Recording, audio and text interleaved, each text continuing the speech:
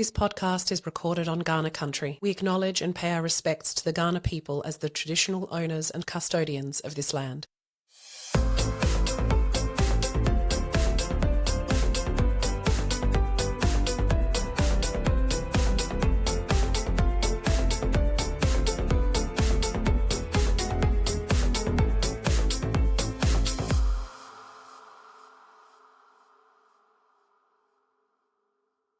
You are listening to Rebrand Revolution, the podcast where we take today's pop culture cliche and turn it into tomorrow's empowered call to action.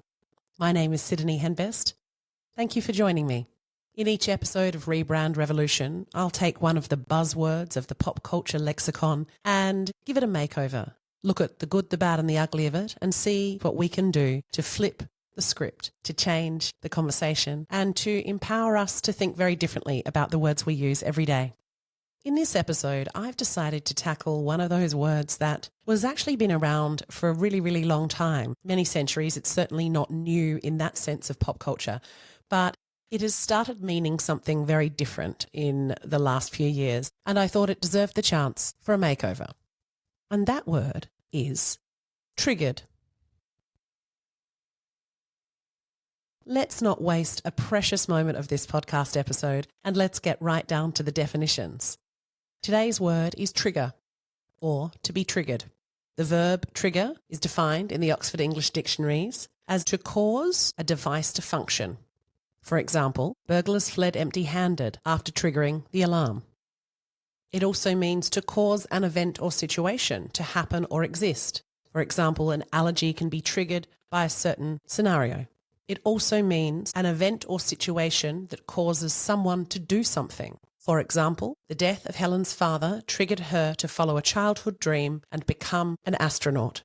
And finally, a trigger, especially something seen, read, or heard that causes someone distress, typically as a result of the feelings aroused or memories associated with a particular traumatic experience. So, beyond the traditional linguistic applications of, say, triggering a by-election or triggering a chemical reaction, which have not changed in their meaning or application as far as I can tell, the idea and the frequency of the word triggered in everyday parlance has exploded in recent years alongside the arrival of a whole swathe of behavioural and psychology vocabulary and terms in pop culture. And it is this aspect of trigger and being triggered that I want to unpack today. So the idea that being triggered is a bad thing is shoved down our throats so regularly that it is easy to forget that the trigger and the response are not innately baddies. Allow yourself to breathe it in, that scent of jasmine or gardenias in the air on a warm summer's night, or the smell of fresh cut grass reminding you of your granddad mowing the lawn. Maybe it's the smell of cologne that a lover wore. The fact that human beings can experience certain scents, sounds, situations, and have the experience of being instantaneously connected to a moment from the past is quite remarkable. It's an amazing thing. And in that sense, being triggered is actually just a visceral reminder that we are alive, that we are connected, and that we are people who have lived and loved. It is evidence of the extraordinary database contained in our brains that has laid down these neural pathways connecting our entire lived experience like a superhighway. Very cool. Sometimes the feelings or memories that are elicited are heartwarming, joyful, even sensually or sexually arousing. Sometimes they are what Susan Cain calls bittersweet. The one thing that is for certain is that they are highly evocative. They deliver us instantaneously to another point in time. In behavioural terms, the positive versions of this phenomena are actually known by a different term, which is glimmers. That is a trigger that we perceive to have a positive outcome. Wait, hang on, that stuff counts? Yes, that stuff counts. So as well as that rather beautiful collection of things, beautiful in the true sense, sometimes of just the big feelings and feeling alive and even bittersweetness, I think of those things as beautiful.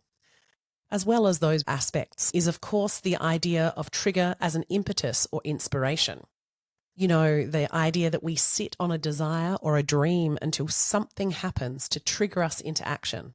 I was having some conversations at a birthday party the other night and sharing a really powerful moment with a woman talking about the realization of the preciousness of life, how fleeting it all is here on earth for us, and how that in itself can be an amazing catalyst for us to do things, that recognition, that acknowledgement that it is not all forever.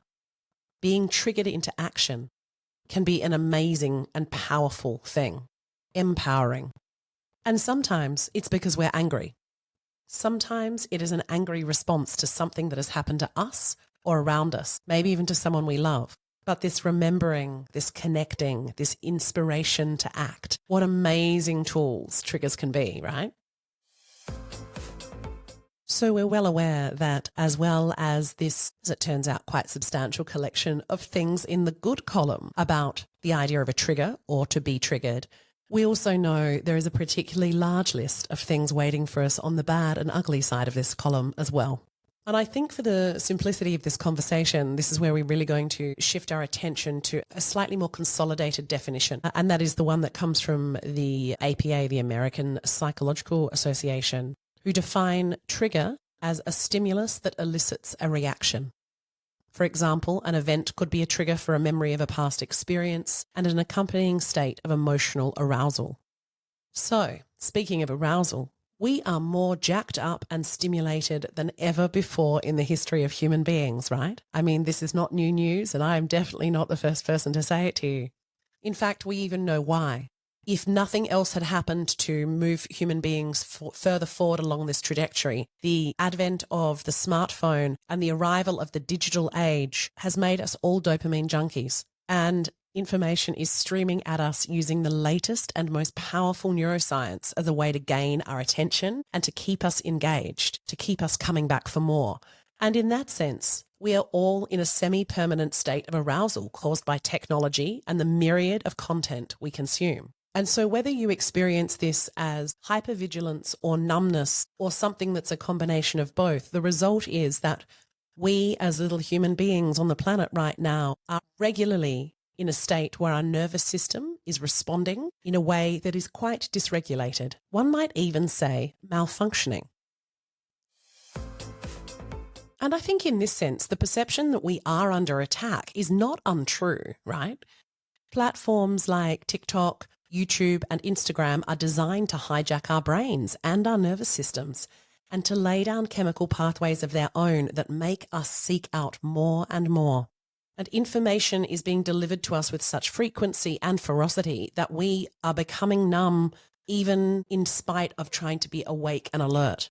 And this doesn't feel good, right? It really doesn't. In fact, some days can feel like we just jerk from bad to worse. And I think this is part of the nefarious cycle that sits at the heart of this.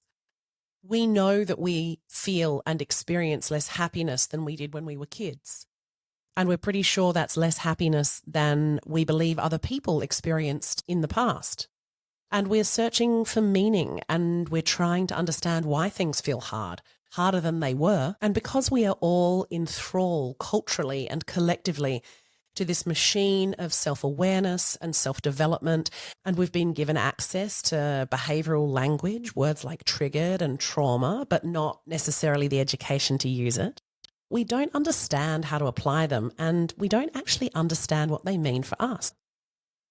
And this shows up in a simple but really concerning way when we are encouraged to label feelings as something more solid. Feelings are here one moment, they are gone the next. They are not a fixed state of being, and they are certainly not part of our identity. So I consider one of the really ugly parts around the frequency of language, such as trigger and triggered in our everyday usage, is that it's hijacking the real meaning and instead encouraging us to label feelings such as discomfort or dislike as being triggered, and encouraging us in a way to identify as victims who are constantly being wounded by other people. Before I go further, it is really important to me to personally acknowledge the experience of triggers for certain people. There are some humans who have experienced significant or repeated traumas, And for those people, the exposure to certain senses, scenarios, or locations can result in powerful and debilitating emotional and psychological responses. For these individuals, the experience of being triggered will activate a nervous system response that may take days or even weeks to re-regulate. These are experiences that you would not wish on your worst enemy. And I think it's important to acknowledge the accurate deployment of language. And when this group of people are talking about triggers and being triggered, and their health teams and clinicians are talking about it, it means something far different than you feeling a bit pissed off or a bit activated or a bit whatever. This is something entirely different. Here's the thing. Being triggered is a normal part of being alive. Humans are supposed to experience triggers, both in the brain and the mind. It is both a survival and a behavioral thing. It is about cognition and awareness and pattern matching, a form of pattern matching utilized by the brain. It is batch sorting information and saying, this looks like something I've seen before, and we put all of those over there in that basket. It is, in effect, a tool of resource deployment from the brain. So if triggers are just phenomena unique to each person that may elicit memories and an arousal state, what is the opportunity for us here? Well, firstly, I think there's an opportunity for us to get crystal clear on our words and what we actually mean. When we say, that's triggering, or I'm triggered by that, what do we actually mean? What are we trying to tell ourselves? What are we trying to express to other people? Do we mean I feel uncomfortable, or I am experiencing dis-ease, or is it something else? This exponential use of words like triggered or trauma and the pseudo-authority of content creators who throw them about like they have the degree to back it up has led to people frequently and quite understandably confusing an experience with their actual identity. So rather than as an aspect of identity or even a personality trait, what if we are just having an experience that is activating our mental database and showing us where something like this has happened before? Because at its most basic level, a trigger is a notification from our database in our brain to say, hey, this is familiar, we've done this before, here's what happened last time. Let me pull the file on that for you. And so my question for you, and my reframe, if you like, today is, what if being triggered is just the activation of your internal satnav? And what if once your internal satnav is activated, you can use it to make different decisions? What if you can use it to confirm the path you're already on?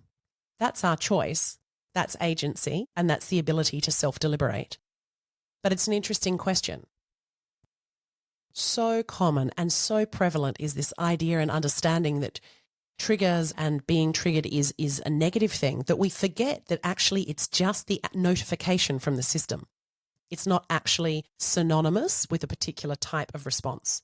And notwithstanding those who have repeated trauma and extreme life experiences that say something different to that, I'm not talking about those people. For the rest of us, really a lot of the time when we say we're triggered, I think we mean, I've just noticed my internal navigation system dinging in my head. It reminds me of the time I took a long road trip driving from Adelaide to Brisbane, which is about 3.5 days, in a van with my friend Bethany. And we had a satnav with us, and we thought we don't want the voice of a male satnav to drive us for 3 days. It's a long time and a lot of driving. It's about 8 or 9 hours of driving a day. And so we reprogrammed it to be Joanna Lumley from Absolutely Fabulous. Turn left, sweetie darling. Turn left. Much more fun. But in all seriousness, the word trigger is such a good example of perfectly good language perfectly misused. And I invite you today, as always, to start a conversation, to consider the words you use and be curious as well about what it might mean for us when we notice something like this go off. When the satnav dings, what is it trying to tell us? I hope this episode has given you a little bit of food for thought, and I invite you to, next time you go to use the word trigger or triggered, have a think about what you really mean. My name is Sidonie Invest, and you have been listening to Rebrand Revolution. Until next time, stay curious.